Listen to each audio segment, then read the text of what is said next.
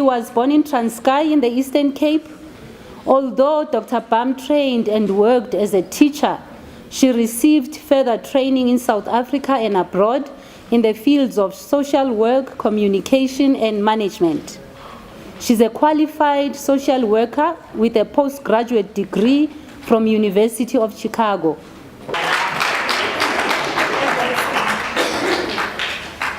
It's wonderful to be here. It is so wonderful for the organizers to bring us together, just for us to be together, for many reasons. One of them, which is the most important of all, you are giving us a chance to celebrate our ancestor. We need to do that because we are all over the country, we are different ages, and so those who create the opportunity, thank you. The second one is to make us proud of who we are, of our history, to be proud of our ancestors, to begin to find a very strong identity with those who have been before us. And thirdly, which probably is the best of all, is that on occasions like this, we have time to exchange experience, to get a lot of information. So that were talked about, you know, the mountains. What did he say? The mountains, what? I don't remember now anymore. You know, he told us all these great things. So it becomes a center of knowledge, really, where you get a lot of information. You can share it with other people. Where would you have got that? And so thank you for that. But my final thank you to you is to say, please, thank you for bringing us to this sacred place. In fact, I think when we come here, if we were in another place, as we did when we came here to open it, we took our shoes off. Because this place is so sacred. It's a holy place. It gives us an amazing identity, and amazing feelings that are emotional, and we continue to say thank you to those who paid the price so that today we are free. So though it is difficult for many South Africans to come to this place, I really hope organizer, just bring us here, especially those of my age group. I want to ask Jane and the others, members of the board, can you speak Mali? We older ones, because we don't get a chance now to see places like this. And so that before we go off to another world, we can come here. So that's my first request. I could never refuse to come, though I have had to say no to many invitations, because the method of dialogue and conversation on an intergenerational process is very popular here at home. And I'm glad we're doing that, because of all of us, I think, who do organizational work, group dynamics work, realize that the best thing is not to give lecture, is really to talk to other people and have a conversation and dialogue. Yes, we get a chance to get other perspectives from young people, because we belong to different generations. And so this method of dialogue is probably the best. And because of that, I will restrain myself from making too long a speech. Personally, I must talk about myself, because it's important that I do that. I owe so much of my own life to women. I owe my own identity of the person I became, to be proud of who I am, to be proud of where I come from. Besides the fact that in our African society, you know that when people get married, you then change your maiden name. You become, you know, Mrs. So-and-so, you leave your home, even if they haven't paid lobola,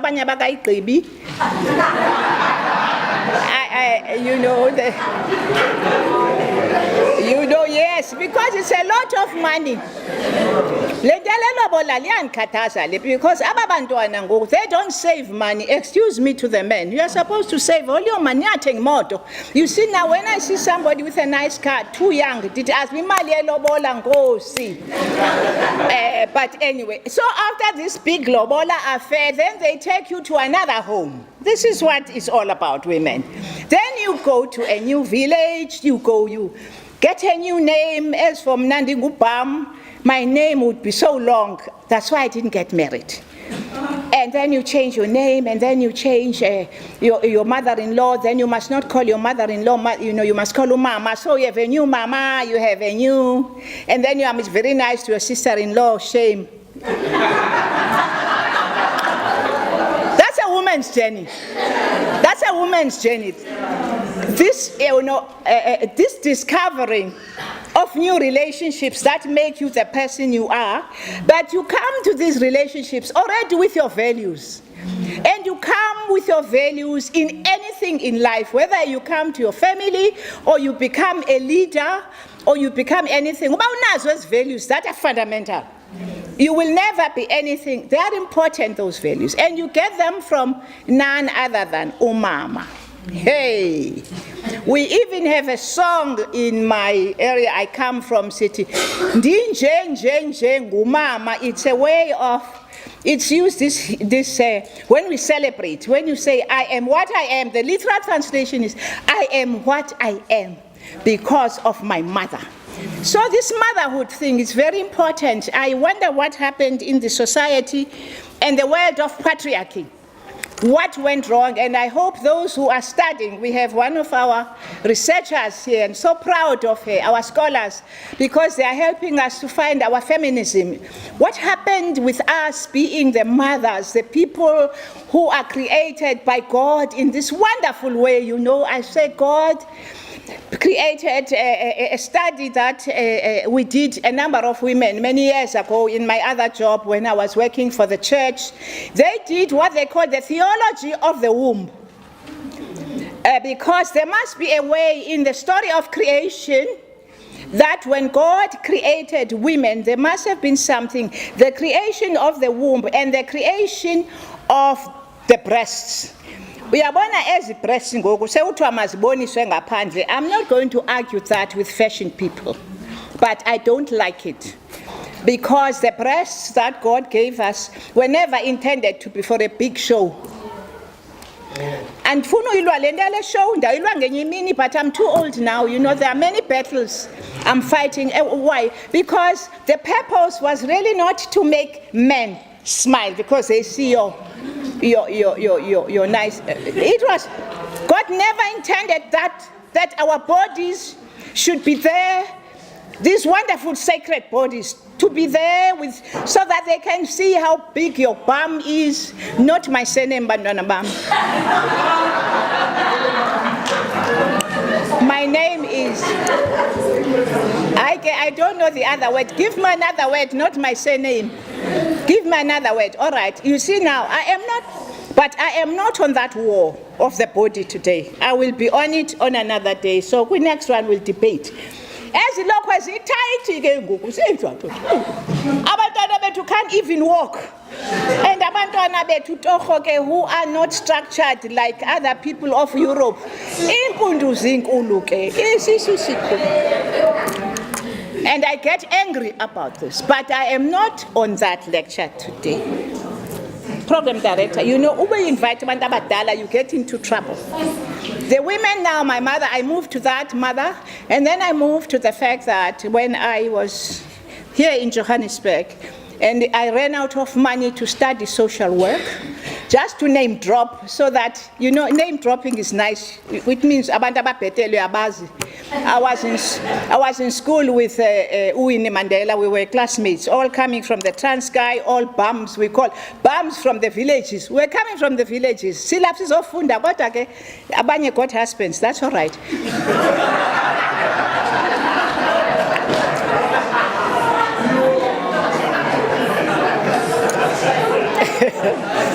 So anyway, we were three friends. One was Winnie, unomzamo omnye kwakuthiwa nguphumla Finca, and myself. Sizichomi sonke sobathathu going over together, and we went to these offices of Mr. Tambo and Mr. Mandela, and we were smiling.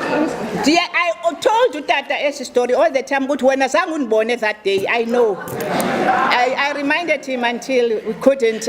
These are the things I'm sharing with you on a lighter note, but they are important things of. And then the women got a scholarship for me, church women. Ndafunda for 3 years. How can I not come now in a meeting where there are women who made me I am? Bandi bhataleli scholarship ndihluphekile, and I used to wear very nice clothes, all second-hand clothes. Ndingasemhle. Second-hand clothes, because yes, that's where I come from, and they were all coming from women who made me look like somebody, and I could be proud of myself. And then years got by, and the women groomed me in an organization called Young Women Christian Association, where I worked for 9 years of my life, and I worked with women. That's why ndilapha ke bantwana bam to say to you, you have a place in my life. And so even if I cannot walk, I am aging, I've aged already, I don't know why I'm aging, I've aged. I will always love women. And finally, bandiphucula bandisemerika ku-Trump, wengekabi ku-Trump kodwa ke ngoku. I went to the United States to study, and my scholarship came from women. So I'm hoping that the women of today in our movement, which I am convinced that we can do, we must be able to put through women from school, just to put them through school, because there are many of these women who don't get an opportunity to go to school. So that is another subject. So permit me to say, the leadership comes to people who have been identified by others. There are leaders who make themselves leaders, but in most cases, people will notice certain potential. Now, when women are leaders, it is fascinating, but it is not easy. Because as a leader of a woman, you first have to affirm yourself first. Because whenever you are in authority or leading, you must not try to lead like a man. Because you see, the people who have been models too long in leadership, too long in authority are men. Sukumlinganisa lo muntu uyingozi kuwe, the men.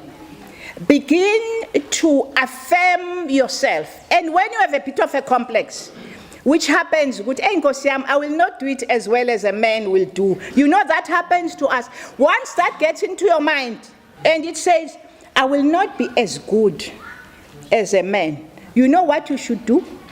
Talk to yourself and tell yourself that I can do it. I can do it. You know, because if you lose that confidence in self, and you don't know anymore who you are, and an identity question is a crisis, because once you are confused, and I often say to women who are leaders, who are in difficult situations, I understand what it is, because you work in a group of men, and men are created very differently from us. There is something common in the terminology of learned people. They call it a male ego. That's why their voices. This voice business is a problem. They think that because they have a voice. Now, don't start on that voice idea.